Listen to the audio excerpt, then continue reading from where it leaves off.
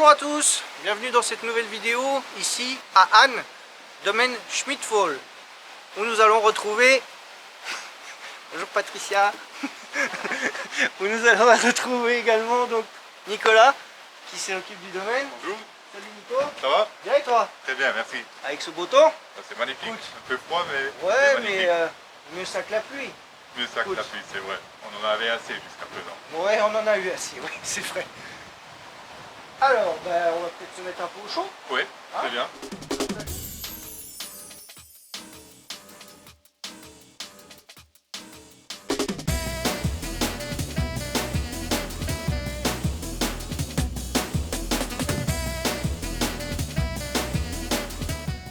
Ouais. Donc 19 c'était quand même vraiment très bien sur l'acidité, une belle fraîcheur et quand même aussi des maturités élevées. D'accord. Ouais. De toute façon, on goûtera tout à l'heure. Oui, certain. Donc là, ouais, Voilà. tu vois, tu as des beaux fûts 2017-2016. Oui, donc là on est dans notre cave à barrique. Donc tous nos créments sont complètement élevés en barrique. Par contre, pas dans des barriques neuves, mais plutôt des barriques de 5e, 6e année. Ok. Donc plutôt pour un goût plus oxydé que pour vraiment le goût de bois.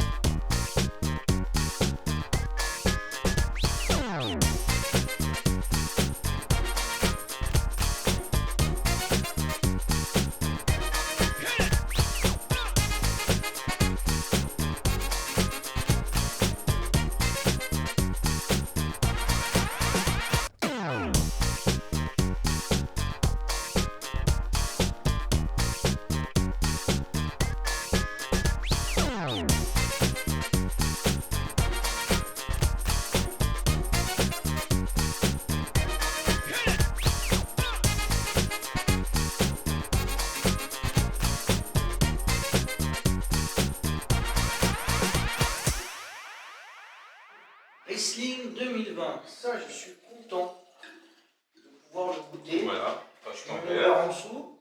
c'est ça. Oh, c'est comme les cubis. T'entends? Plouc, plouc, ça fait. Voilà, donc Alors. Riesling 2020 Borma Cupchen. Cupchen, d'accord. Donc probablement le lieu-dit le plus connu au Luxembourg. Les plus connus et les plus réputés. Certainement aussi, Certainement. je ne vais pas le dire. Pour moi personnellement, au niveau des Riesling, Palmberg, Cupchen, Groarn, c'est vraiment. Ouais, c'est probablement des Marcus Berg, j'aime bien aussi, mais pour moi, c'est les quatre fantastiques. Ouais, non, là, tu as certainement raison. Bah, il a fait toute sa fermentation Toute la fermentation en fût. depuis, depuis fin septembre, début octobre, il est en fût. D'accord. Oui, il n'est pas encore filtré, donc il est clair au niveau d'une sédimentation naturelle. Ça sent divinement. C'est une des premières fois que je goûte directement qui sort du fût. Ah oui. Ouais, c'est pour ça que ça me fait, Ouais, ça me encore fait une vraiment fois, plaisir. Une autre chose que Ça me fait vraiment plaisir que la bouteille. tu m'aies proposé ça et c'est vraiment très gentil. Ah, c'est vraiment. Ouais, c'est frais, on a des arômes très. On sent que là, il est pas encore prêt. On sent Non, il n'est pas encore fini. Il cherche encore à s'équilibrer un peu. On sent que ça part un peu. Ouais, il y a ces côtés un petit peu exotiques, côté légèrement litchi, Oui. qui est présent. Mais c'est avec un peu côté levureux au nez aussi, mais justement parce qu'il est en cours d'élevage. Il est en fût, il est encore sur l'IFI. Il y a un peu moins Riesling, c'est aussi un lieu-dit que j'apprécie beaucoup, déjà dû aux conditions de travail dans les parcelles. Donc c'est uniquement des parcelles où on n'arrive pas à rentrer avec des machines. Donc c'est à 100% manuel sur 8 petites parcelles différentes des 5 arts ou voire moins. Donc c'est vraiment, il y a entre trouve un peu les raisins de chaque parcelle dans la cuvée de Riesling Köpfchen après. D'accord. Non, mais c'est bien pour les Riesling aussi. Dans la Köpfchen, c'est beaucoup de vignes très très vieilles. Donc, tu as des pieds de 80 voire 100 ans. Ah oui. Il n'y avait pas de vraiment sur le lieu-dit de la Köpfchen, pas sur la totalité. Donc, il y a vraiment encore des vieux pieds qui nous amènent vraiment cette qualité de vin et la typicité du Köpfchen. Maintenant, depuis disons 20 ans, 30 ans, entre 20 et 30 ans, on a des vignes à Vormelange ici qui nous élargit un peu la production. Oui, parce que ton père et ta mère, ils ont repris en 85, je crois. 85, 86, ils ont repris, c'est ça. 35 ans. Ouais. Toi, tu viens de reprendre. Et nous, Mathieu et moi, on vient de reprendre il y a un mois, 6 semaines. Ah ouais. Officiellement, ouais. Officiellement, oui, parce que tu étais là déjà depuis 2016. Oui. Et ton frère en 2019. 19, ouais. Ouais, donc on reste dans la famille. Ça reste dans la famille, heureusement. Donc, oui. C'était un choix de votre part, toi et ton frère, de reprendre, ça a toujours été votre idée de reprendre le domaine familial, ou vous vous êtes dit, on va essayer autre chose, et puis finalement faire marche arrière? Non, moi j'avais en fait jamais une autre idée en tête que de reprendre l'entreprise familiale. Mon frère, au début, il n'était pas trop convaincu ou pas trop intéressé. Par contre, au fil du temps, il s'est intéressé pour la production de vin et pour l'entreprise familiale. Et donc, on a décidé de reprendre l'entreprise ensemble. C'est ce qui est bien. Oui, c'est toujours joli de garder une entreprise familiale, le charme d'une entreprise familiale et d'un domaine familial. Et puis, ça reste dans l'esprit. C'est-à-dire que toi et ton frère, vous savez comment sont vos parents, ce qu'ils veulent, ce qu'ils ont mis en place, ce qu'ils veulent pour le futur. Quand on fait appel après à quelqu'un de nouveau ou d'extérieur, il ne comprend pas.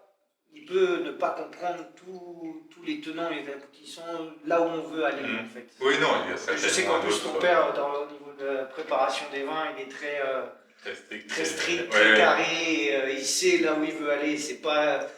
Il fait des essais, parce qu'on en avait discuté un petit peu. Il fait quelques essais, mais c'est souvent très carré. Oui, non, c'est une philosophie qu'on partage nous aussi, mon frère et moi. Donc c'est un peu ça déjà la grande chance qu'on aime les mêmes vins que mon père. Donc plutôt des vins secs, naturels, sans trop de sucre résiduel. Donc vraiment une ligne dans toute la production. Et la grande chance qu'on a, c'est que mon frère et moi, on veut aller dans la même direction et on reste sur la même fidèle à la tradition familiale. C'est ça. Exactement.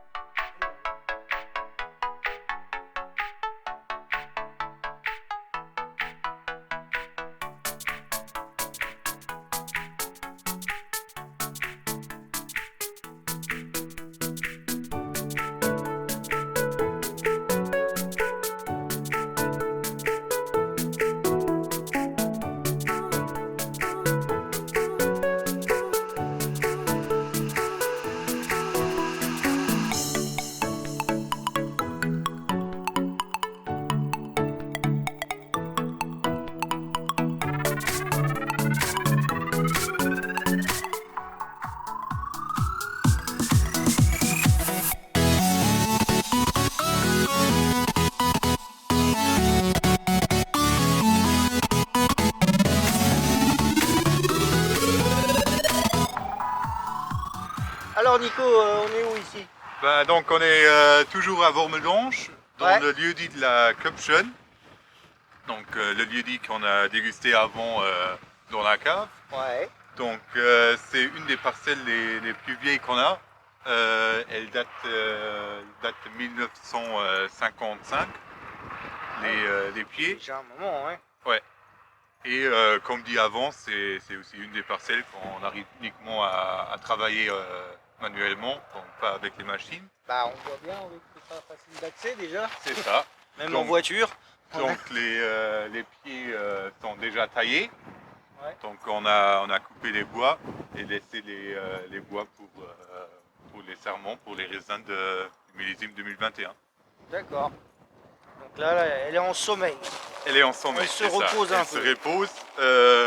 Ça va y parfaitement avec le temps qu'on a, avec les températures qu'on a pour l'instant. Ouais. Et oui. Et elle attend son job dans quelques mois. Dans quelques mois, oui. C'est ça. Parfait.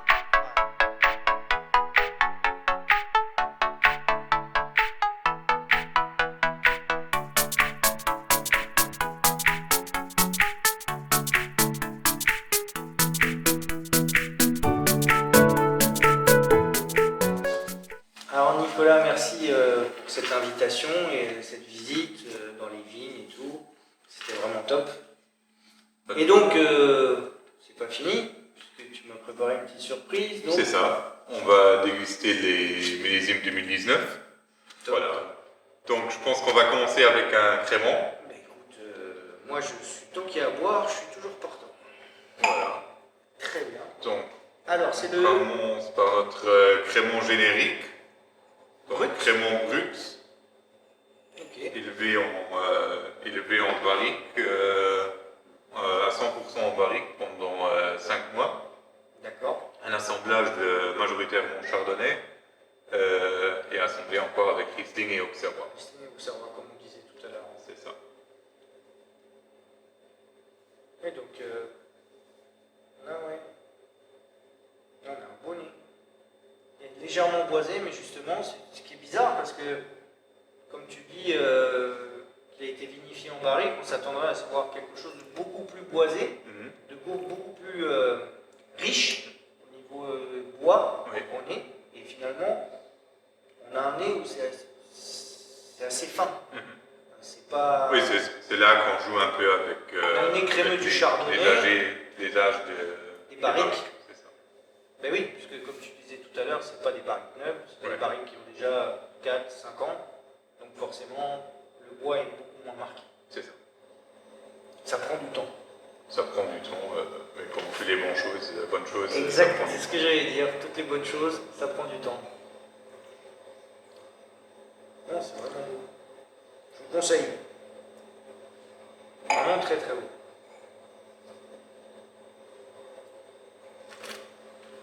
Comme vous avez remarqué, il n'y a pas de crachoir. Hein. Donc, ça veut dire que c'est très très bon. Riesling Option 2018, je dirais que c'est un de mes coups de cœur des dernières années. Ouais. Ouais. Bah, moi aussi. Je dirais que là en Riesling, c'est pas mon cépage favori. J'apprends de plus en plus je l'apprécie. Et surtout quand il est fait comme ça. Ouais.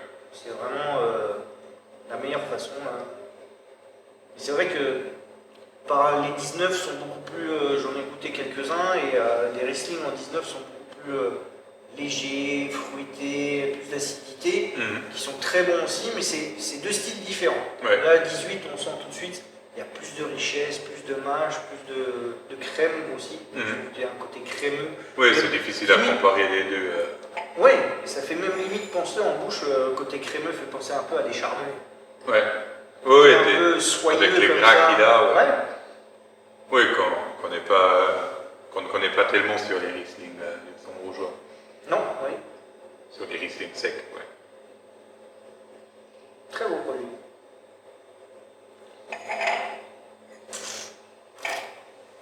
Beau et bon. C'est le principal. Pinot Gris pour moi, pas de goût. Ok. C'est très expressif. Mais très, très parfumé. Alors oui. Faire une dégustation en vidéo, c'est toujours compliqué parce que moi je dis des choses, mais vous ne le savez pas. C'est plus facile pour un sommelier en tout cas. Oui, puis c'est surtout que moi je sens le vin. Les amis qui vont nous regarder, malheureusement, ils vont se dire « Ah, ils ont de la chance, moi je sens rien ».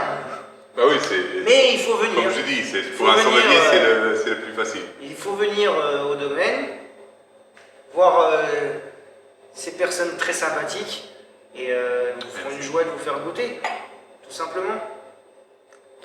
Oui, donc plutôt le Pinot Gris facile à boire, ou bien en apéro, ou bien pendant un plat.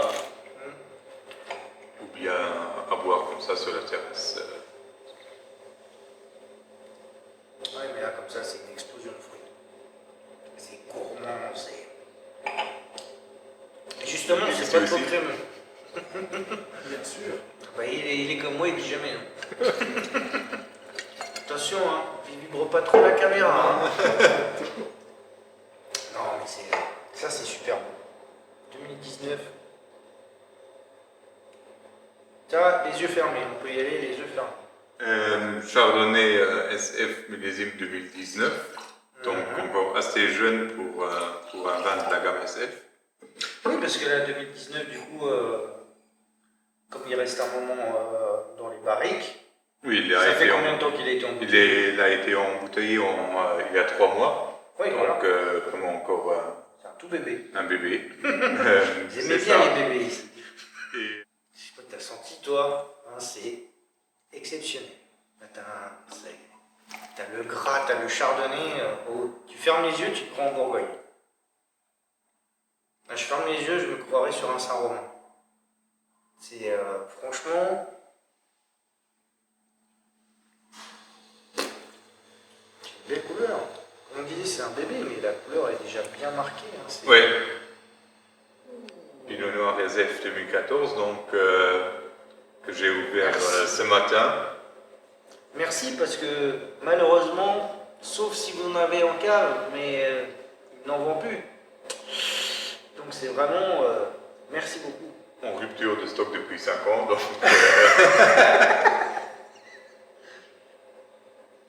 Oh, oui, c'était le premier millésime oui, de notre gamme SF. Bien, bien Et réussi.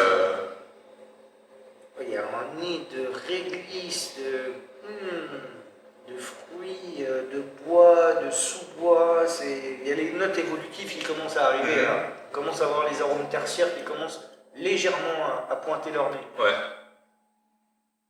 Et c'est beau. avec une belle fraîcheur en fin de bouche à nouveau.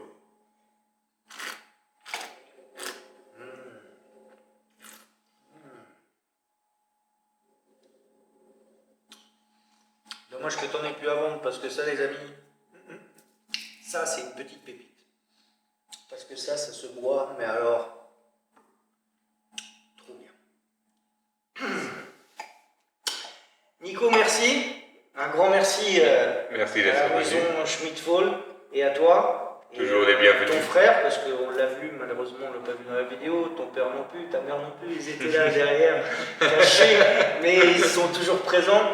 C'est Et ça. un grand merci. Merci. Merci pour Chill. cette bouteille 2014 de Pinot Noir qui est vraiment magnifique. Et merci à vous les amis d'avoir suivi cette vidéo, j'espère que ça vous a plu. N'hésitez pas à vous abonner, Instagram, mon blog, chaîne YouTube, les pouces bleus, enfin vous connaissez la musique. I love Lux Wine, and it's true.